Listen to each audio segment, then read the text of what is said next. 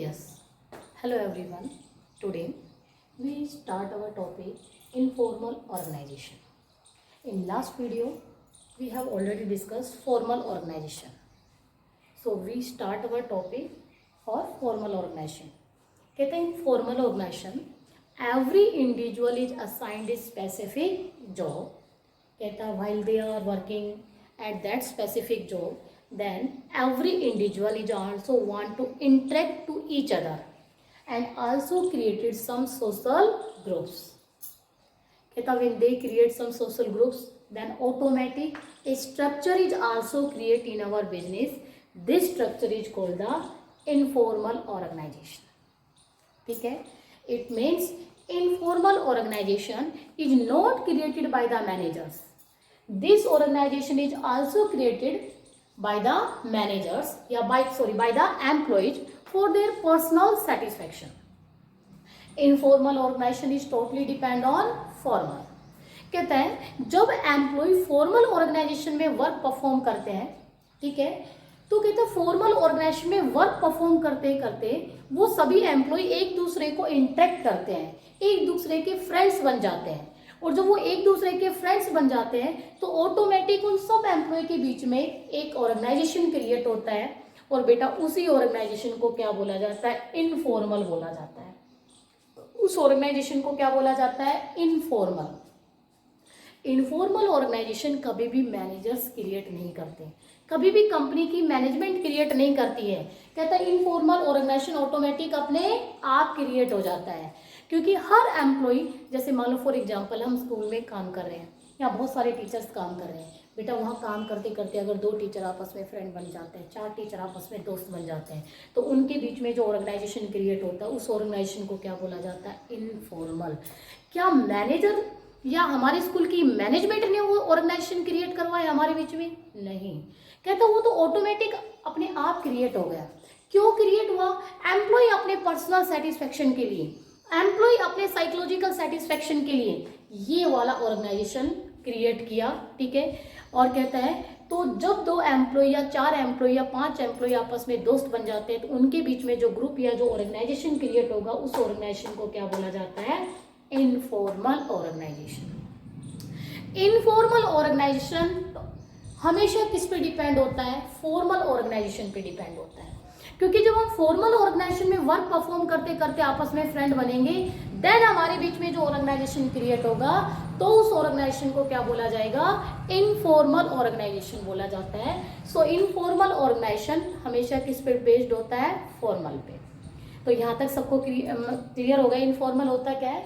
तो informal organisation is that organisation which is created by the employees for their personal satisfaction या psychological satisfaction is called the informal organisation. ठीक है, क्योंकि अगर हम किसी फॉर्मल ऑर्गेनाइजेशन में काम करते करते वेरियस एम्प्लॉय का टेस्ट, इंटरेस्ट, ठीक है, या हमारा कल्चर, ट्रेडिशन मैच हो जाता है तो हम आपस में फ्रेंड्स बन जाते हैं, और हमारे बीच में जो ऑर्गेनाइजेशन क्रिएट होगा बेटा उसी ऑर्गेनाइजेशन को क्या बोला जाता है? इनफॉर्मल। तो इसे डेफिनेशन में लिखना है, informal organisation is that organisation which is created by the employees for their personal satisfaction. ठीक है, this organization is called the informal. ठीक है, उसके बाद आती है इसकी फीचर्स। फीचर्स में आता है क्रिएटेड ऑटोमेटिकली। मैंने अभी डेफिनेशन में बताया कि informal organisation is not created by the management, it is created automatically by the employees, क्योंकि ऑटोमेटिकली एम्प्लॉयज आपस में फ्रेंड बन जाते हैं, क्योंकि किसी भी एम्प्लॉय का किसी दूसरे एम्प्लॉय के साथ टेस्ट, इंटरेस्ट मैच हो जाता है, हमारे आइडिया मैच हो जाते हैं, तो डेफिनेटली हम फ्रेंड बन जाते हैं। तो इसलिए कहता है ये ऑटोमेटिकली अपने आप क्रिएट होता है, इसको मैनेजमेंट क्रिएट नहीं करती है। Second, form by employees to get psychological satisfaction. क्यों फॉर्म किया जाता है? क्या इनफॉर्मल का मेन मोटिव प्रॉफिट अर्न करना है? क्या इनफॉर्मल का मेन मोटिव बिजनेस का गोल अचीव करना है? नो। कहता है इनफॉर्मल का मेन मोटिव एम्प्लॉय को साइकोलॉजिकल सेटिस्फेक्शन देना होता है। इसलिए एम्प्लॉय इसको क्यों क्रिएट करता है? अपने पर्सनल सेटिस्फेक्शन के लिए एम्प्लॉय इसको क्या करता है? क्रिएट करता है। Third, source of information can not be known. भाई अच्छी इंपॉर्टेंस है। कहता है इनफॉर्मल ऑर्गेनाइजेशन में कभी भी सोर्स ऑफ इंफॉर्मेशन आप आइडेंटिफाई नहीं कर सकते कि भाई ये बात किसने बोली है। जैसे इनफॉर्मली आप कनेक्टेड हो, सभी सारे स्टूडेंट्स दोस्त हो आपस में, ठीक है। एक स्टूडेंट ने कभी भी कोई ऐसी इनडिसिप्लिन वाली एक्टिविटी मतलब उसने कर दी है, और जब टीचर उससे पूछता है भाई क्लास में ये वाली जो इनडिसिप्लिन की एक्टिविटी हुई है किसने की है, तो कोई भी स्टूडेंट पता सबको है लेकिन आप नाम नहीं बताते, क्यों? तो कहते हैं इनफॉर्मल में सोर्स ऑफ इंफॉर्मेशन आइडेंटिफाई नहीं कर सकते। दूसरा, आप पानी पीने जाते हो लंच में, ठीक है, और सब बहुत ज़्यादा क्राउड है, बच्चे काफ़ी बच्चे इकट्ठे हैं, एक बच्चा कह देता है कल की छुट्टी है, ठीक है, फिर हम आइडेंटिफाई करते हैं, सारे बच्चे कहते हैं छुट्टी छुट्टी, उसके बाद भाई किसने बोली ये बात, तो कहते हैं ये बात आप आइडेंटिफाई नहीं कर सकते इनफॉर्मल में, क्योंकि इनफॉर्मल जो ऑर्गेनाइजेशन है उसमें एम्प्लॉयज वर्बली कम्युनिकेशन करते हैं, रिटन कम्युनिकेशन नहीं होता है, और वर्बली कम्युनिकेशन में कभी भी सोर्स ऑफ इंफॉर्मेशन की ये बात किसने बोली है उसको हम आइडेंटिफाई नहीं कर सकते, और वही बोल भी दिया तो बाद में कह देता कि मैंने तो नहीं बोली, मना कर दे, आपके पास क्या प्रूफ है उसने बोला है। आज ये बात मेरी समझ में, आपके पास कोई प्रूफ नहीं होता, इसलिए इनफॉर्मल ऑर्गेनाइजेशन में कभी भी सोर्स ऑफ इंफॉर्मेशन को आप आइडेंटिफाई नहीं कर सकते, क्यों?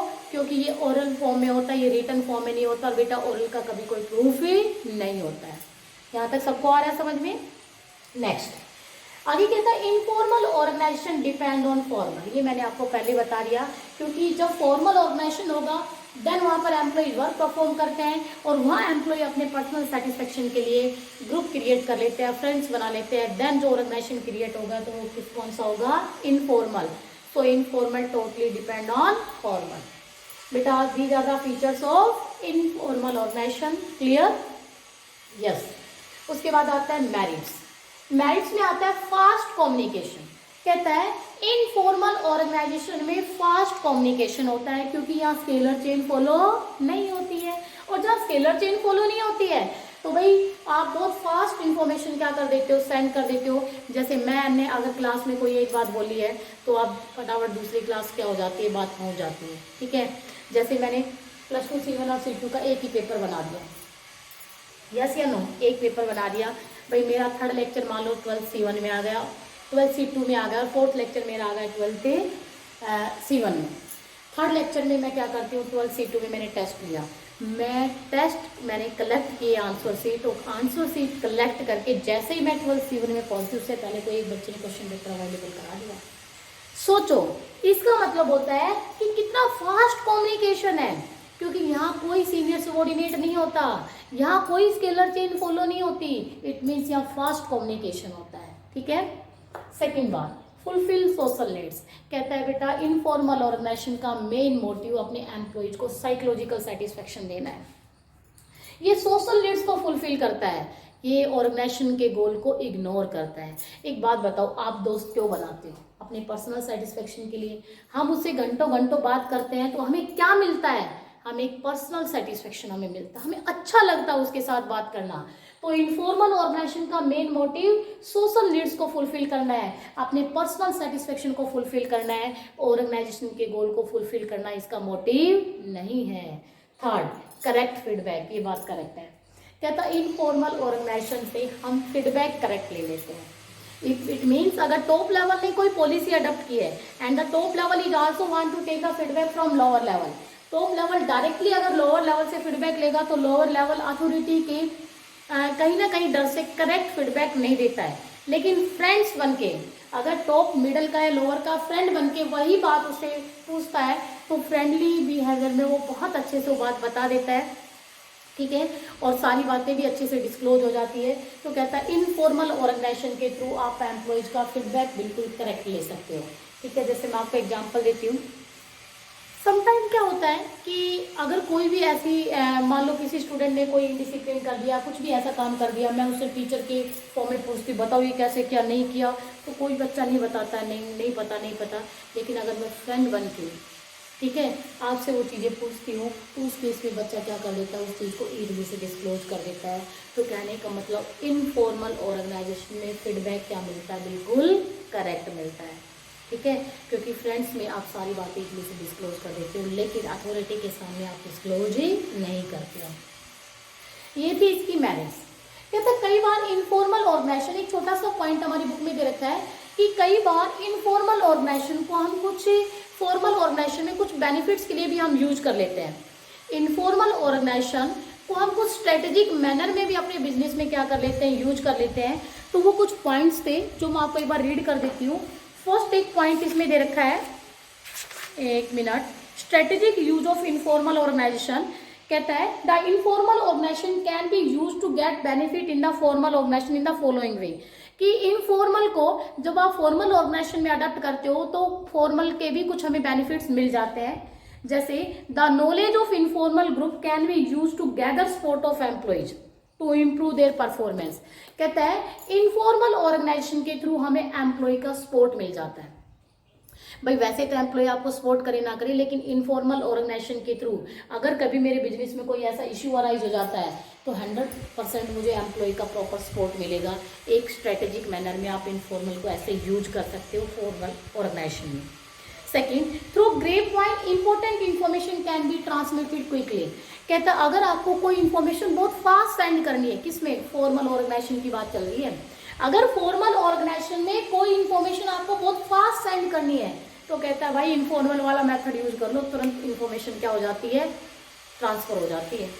ठीक है, तो फॉर्मल ऑर्गेनाइजेशन में भी अगर इनफॉर्मल को हम यूज कर लेते हैं तो हमें और एक्स्ट्रा बेनिफिट मिल जाता है, एम्प्लॉयज का पर्सनली सपोर्ट मिलेगा। ठीक है, इन्फॉर्मेशन भी कई फास्ट ट्रांसफर हो जाती है। और तीसरा, by cooperating with informal group the manager can skillfully take the advantages of both formal and informal. अगर आप अपने बिजनेस में फॉर्मल ऑर्गेनाइजेशन है और उसमें इनफॉर्मल भी आप अडॉप्ट कर रहे हो तो आपको फॉर्मल और इनफॉर्मल दोनों का बेनिफिट मिल जाता है। समझ आ रही है? तो इनफॉर्मल, और एक छोटा सा टॉपिक था यहाँ कि भाई इनफॉर्मल ऑर्गेनाइजेशन को जब हम एक फॉर्मल ऑर्गेनाइजेशन में अडॉप्ट करते हैं तो भी हमें कई बेनिफिट मिल जाते हैं। एम्प्लॉय का पर्सनल सपोर्ट मिल जाता है, सम इन्फॉर्मेशन बहुत फास्ट हमें ट्रांसफर करनी होती है तो इनफॉर्मल के थ्रू कर सकते हैं। और भाई अगर फॉर्मल ऑर्गेनाइजेशन में मैं इनफॉर्मल को भी अडॉप्ट कर लेती हूँ तो मुझे formal as well as informal दोनों के बेनिफिट्स मिल जाते हैं। नेक्स्ट टॉपिक हमारा आता है डीमेरिट्स। डीमेरिट्स में आता है स्प्रेड र्यूमर्स। कहता है इनफॉर्मल ऑर्गेनाइजेशन में जो कम्युनिकेशन होता है वो ओरल कम्युनिकेशन होता है, और कहता है ओरल कम्युनिकेशन में र्यूमर्स ज़्यादा होती है, अफवाहें ज़्यादा होती है, रियल इन्फॉर्मेशन नहीं होती।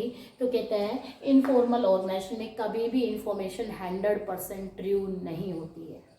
Second, no systematic working. कहता है इनफॉर्मल ऑर्गेनाइजेशन में कोई रूल्स रेगुलेशन फॉलो नहीं होते, कोई स्केलर चेन फॉलो नहीं होती, कोई सीनियर सबॉर्डिनेट का रिलेशन नहीं होता। So no systematic working in informal organization may bring negative results. कहता है इनफॉर्मल ऑर्गेनाइजेशन में समटाइम अगर एम्प्लॉयज आपस में गैदरिंग कर लेते हैं, सोशल ग्रुप्स बना लेते हैं और मैनेजमेंट की पॉलिसी का अपोज करते हैं तो उस केस में इनफॉर्मल ऑर्गेनाइजेशन मेरे बिजनेस के लिए नेगेटिव रिजल्ट भी क्रिएट कर सकता है।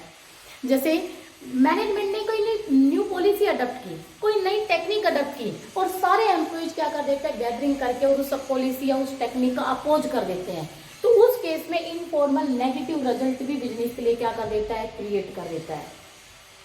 ठीक है, मोर एम्फेसिस टू इंडिविजुअल इंटरेस्ट। कहता है जो इनफॉर्मल ऑर्गेनाइजेशन है उसमें एम्प्लॉय के इंटरेस्ट पर ही ज़्यादा फोकस किया जाता है, होल ऑर्गेनाइजेशन के इंटरेस्ट को इग्नोर किया जाता है। इट मीन्स बिजनेस के गोल को इग्नोर किया जाता है और एम्प्लॉय के पर्सनल सेटिस्फेक्शन को ज़्यादा कंसीडर किया जाता है, क्योंकि बनाया अपने पर्सनल सेटिस्फेक्शन के लिए उसी को कंसीडर करता है। तो बेटा ये थी डीमेरिट्स ऑफ इनफॉर्मल ऑर्गेनाइजेशन। उसके बाद हमारा नेक्स्ट टॉपिक आता है difference between formal and informal. Okay, क्योंकि हमने फॉर्मल भी ऑलरेडी डिस्कस कर चुके हैं, इनफॉर्मल भी डिस्कस कर चुके हैं, तो ऑब्वियस बात है डिफरेंस आप खुद भी कर सकते हो, लेकिन फिर भी हम थोड़ा सा डिफरेंस करते हैं फॉर्मल इनफॉर्मल। सबसे पहले तो आता है फॉर्मेशन। कहता फॉर्मल ऑर्गेनाइजेशन एक डेलिब्रेट और एक प्लान मैनर में फॉर्मेट किया जाता है। फॉर्मल ऑर्गेनाइजेशन इज क्रिएटेड, ठीक है, इन ए प्लान मैनर, एक डेलिब्रेट मैनर में इसको फॉर्म किया जाता है, क्रिएट किया जाता है। Informal organisation is not created in a plan manner, एक प्लान मैनर में हम इसको क्रिएट नहीं करते हैं। पर्पज, भाई फॉर्मल ऑर्गेनाइजेशन का मेन पर्पज क्या है, ऑर्गेनाइजेशन के गोल को अचीव करना। इनफॉर्मल ऑर्गेनाइजेशन का मेन पर्पज क्या है, एम्प्लॉयज के पर्सनल सेटिस्फेक्शन ऑब्टेन करना या एम्प्लॉयज को साइकोलॉजिकल सेटिस्फेक्शन देना। Third, behaviour of members, formal organization में मेंबर्स का बिहेवियर मैनेजमेंट डिसाइड करती है, बट इनफॉर्मल ऑर्गेनाइजेशन में मेंबर्स का बिहेवियर मैनेजर्स डिसाइड नहीं करते, वो अपने अकॉर्डिंग बिहेव करते हैं। क्योंकि मैं दोस्त के साथ जो बिहेव करूंगी तो मैं अपने हिसाब से करूंगी, मेरा दोस्त मेरा बिहेवियर डिसाइड नहीं करता है। तो कहता है फॉर्मल ऑर्गेनाइजेशन में मेंबर्स का बिहेवियर मैनेजमेंट डिसाइड करती है, जबकि यहाँ मैनेजमेंट डिसाइड नहीं करती। स्ट्रक्चर, फॉर्मल ऑर्गेनाइजेशन का स्ट्रक्चर वेल डिफाइन होता है, जबकि इसका स्ट्रक्चर पहले से वेल डिफाइन नहीं होता है। कम्युनिकेशन, यहाँ स्केलर चेन फॉलो होती है फॉर्मल ऑर्गेनाइजेशन में, जबकि इनफॉर्मल में स्केलर चेन फॉलो नहीं होती है। लीडरशिप, फॉर्मल ऑर्गेनाइजेशन में, ठीक है, that person is the leader who have more authority. It means leader और अथॉरिटी में डायरेक्ट रिलेशन होता है। जिसके पास ज्यादा पावर होती है फॉर्मल में वो लीडर होता है, लेकिन इनफॉर्मल में लीडर और पावर का कोई रिलेशन नहीं है। एनी वन पर्सन या any one individual is also become the leader who have less power, क्योंकि सबके पास पावर तो कोई ऐसी है नहीं, तो कोई भी लीडर बन सकता है। लेकिन फॉर्मल में वही लीडर बनेगा जिसके पास पावर ज़्यादा होती है। Manager is also become the leader in formal organization. बेटा स्टेबल, फॉर्मल ऑर्गेनाइजेशन स्टेबल होता है। स्टेबल का मतलब होता है कि भाई लॉन्गेविटी में चलता रहता है, लेकिन इनफॉर्मल ऑर्गेनाइजेशन स्टेबल नहीं होता है। कई बार बच्चे पूछते हैं मैडम इनफॉर्मल स्टेबल क्यों नहीं होता? अरे आज इससे दोस्ती किया, कल इससे झगड़ा हो जाता है, डिस्प्यूट हो जाता है, दूसरे से आप फ्रेंडशिप कर लेते हो, तीसरे से कर लेते हो, कहाँ स्टेबिलिटी है? और भाई फॉर्मल में तो मेरा सीनियर से डिस्प्यूट हो जाता है, लेकिन फिर भी करना उसी के अंडर में काम है। कैसे आना? यस, इसलिए फॉर्मल ऑर्गेनाइजेशन स्टेबल ज़्यादा रहता है। इनफॉर्मल में कोई स्टेबिलिटी नहीं है। आज चार आप दोस्त हो, कल उनसे डिस्प्यूट हो जाता है, और फ्रेंड्स बन जाते हैं, और फ्रेंड्स बन जाते हैं, तो यहाँ कोई स्टेबिलिटी नहीं है। उसके बाद बेटा इसका फॉर्मल का 8th पॉइंट आता है रूल्स एंड रेगुलेशन। ठीक है, यानी आपका 8th पॉइंट आता है रूल्स एंड रेगुलेशन। भाई फॉर्मल ऑर्गेनाइजेशन में क्या होता है, प्रॉपर रूल्स रेगुलेशन फॉलो होते हैं, लेकिन इनफॉर्मल में कोई रूल्स रेगुलेशन फॉलो नहीं होते। उसके बाद आता है फॉर्मल ऑर्गेनाइजेशन जो होता है वो इंडिपेंडेंट होता है, लेकिन इनफॉर्मल डिपेंड ऑन फॉर्मल। समझ आ गया? नेक्स्ट जो लास्ट डिफरेंस है कि फॉर्मल ऑर्गेनाइजेशन में अथॉरिटी का फ्लो टॉप टू बॉटम, क्योंकि जिसके पास ज्यादा पावर होती है वो लोअर लेवल वाले को पावर असाइन करता है। इट मीन्स अथॉरिटी का फ्लो टॉप टू बॉटम। लेकिन इनफॉर्मल ऑर्गेनाइजेशन में अथॉरिटी का फ्लो ऑल डायरेक्शन में होता है, क्योंकि यहाँ सभी सीनियर सभी सबॉर्डिनेट होता है, तो अथॉरिटी का कोई फ्लो नहीं होता, सभी डायरेक्शंस में सभी के पास पावर होती है। So these are the difference between, these are the points, speak of the difference between the formal organization and informal organization. So today our one topic is complete, formal and informal organization. Okay students? So if you have any doubt, okay, Saturday we conduct a live class, so you can discuss me all these doubts which are related to our topics. Okay, thank you students.